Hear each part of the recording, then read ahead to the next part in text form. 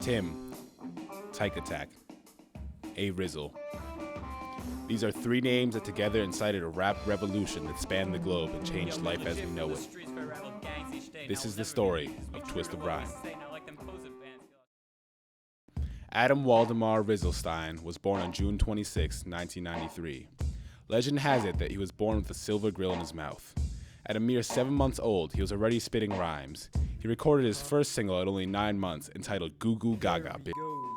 He later received some measure of acclaim with his follow-up hit, Holla Back is just Kabbalah backwards, which he recorded at age 3. Concerned for his well-being, his parents sent young Rizzelstein to a Jewish academy when he was 6. Several years later, he broke out and ended up in a nearby small town. Traveling from synagogue to synagogue, he survived by selling drugs. Rizzelstein ended up in Burnsville, where he posed as a student at Bernard's High School. He found his niche as a member of the BHS Jazz Ensemble. It was there that he met Jeremy Teichman and Tim Wolf, the two that he would one day create musical fusion with as Twist of Rhyme. Timothy Wolf, better known as Tim, the P is silent, had a very interesting childhood, and one that is shrouded in mystery to some degree. Discovered when he was just an infant by a pack of wolves who raised him as one of their own. It was in the company of his wolf family that Wolf developed his penchant for sick, groovy beats, influenced in large part by the dope stylings of the wolves' howls. Jeremy Teichman, better known as Teich Attack, was born into the tough streets of Bedminster, New Jersey on May 13, 1994. Abandoned as a child because of his angry lyrical outbursts, he was forced to live on the streets. He managed to get a job at the local Cold Stone Creamery in order to feed himself. It was there that he refined his dope rapping skills, performing for any customer that would put money in the tip jar. Eventually, he scraped up enough money to buy a plastic guitar. Then he smashed it and stole his prized Gretsch from the local music shop. One fateful day during 4th period jazz band in 2010, Rizzelstein, Wolf, and Teichman were in the midst of playing Kevin Mills' Simon Says, sampled by the group on the later Rista Time record in the track with the same name, when the scene erupted into a rap battle between the three. Fred Trumpy, the man credited with first discovering the group's potential, allowed them access to the school's secret recording studio, where they would record each and every dope track down the road. The first album, Gangster Rhetoric, released on March 22, 2011. It received critical acclaim by all media outlets. The success of Gangster Rhetoric garnered Twist of Rhyme the attention of many elite rappers and showed the world that they weren't just another project from the projects. Well, the thing about Gangster Rhetoric was we just didn't know what was going to happen, but as soon as it dropped, we started getting calls from all over the country. It was like we were Richard Nixon or something, except it was good fame, not bad fame. Already a household name, by the time April 2011 rolled around, it was time for Twist of Rhyme's first ever live performance. The group made their live debut at the 4th annual BHS In Tune with the Earth Battle of the Bands. Despite a stunning set lauded by audience members as the performance of the night, the judges didn't declare Twist of Rhyme the winners. To gain a professional perspective on the nature of Twist of Rhyme's musical stylings, we consulted Dr. Jeffrey Tinderbottom, professor of swagology at DeVry University. So the first time I ever observed Twist of Rhyme was at the Battle of the Bands concert, and needless to say, I was extremely impressed with the level of swag that they showed at such an early competition. Really, it was quite amazing. They employed several advanced swag motifs, which really surprised me that a band who's so new could do something so advanced. After their misunderstood performance at the Battle of the Bands, A-Rizzle, Teich Attack, and Tim decided to try a different direction. Shortly thereafter, the Dank album, a 6-song experimental EP, was born. The release of the Dank album ushered forth what would later be known as Twist of Rhyme's sorta good, but not really period.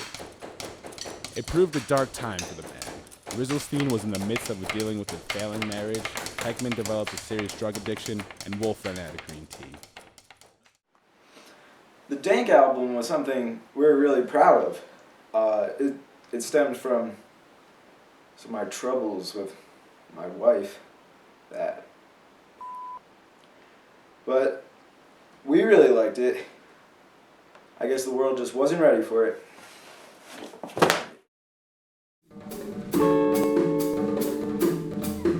Twist of Rhyme, you know it's that time. Empty pimpin' too. Uh-huh. Here he comes, looking all damn. June of 2011 began the resurgence of Twist of Rhyme, the golden era. It was at this time that the trio began recording for the first full-length album, entitled Wrist of Time.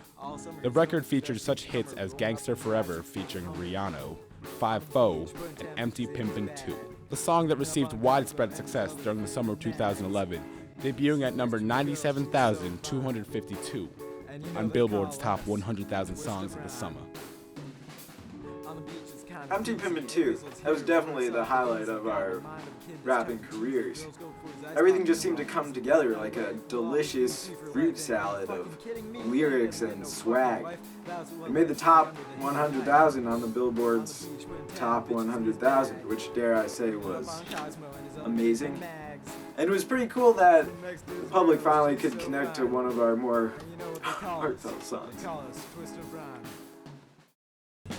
It was when the band was at the top of the world that disaster struck. On the fateful day of September 19th, 2011, Wolf perished in a freak gardening accident. This news sent a shock through the Burnsville underground rap community.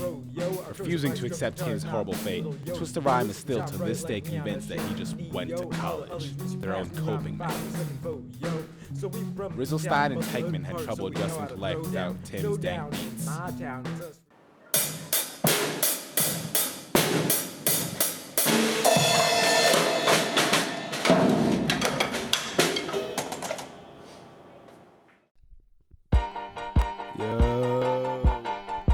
Twist of Rhyme, what's going on? Despite the drawbacks and the loss of Wolf, Twist of Rhyme has continued to record, but has since moved on to a different direction. Currently, they are making use of sample beats created by fellow artists exemplified in their hit song Apple Cider, which dropped November 3rd, 2011. They have also collaborated with a number of other musical acts, including such names as Matt Brain, MC Gonzo, Nicholas Minaj, Beyonce, Kyle Perry, and Steve, and less than great acts like Jay Gatsby and Slim Sassy. Today, Twist of Rhyme continues to produce chart middling hits and prove themselves as the true kings of swag. Nothing is certain, but one thing is certain. Twist of Rhyme goes on.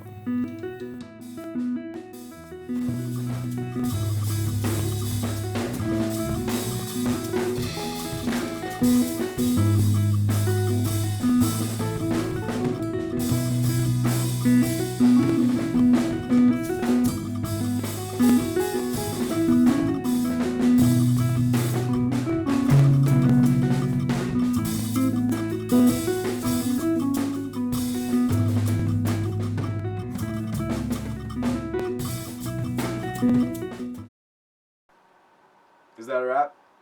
Hey!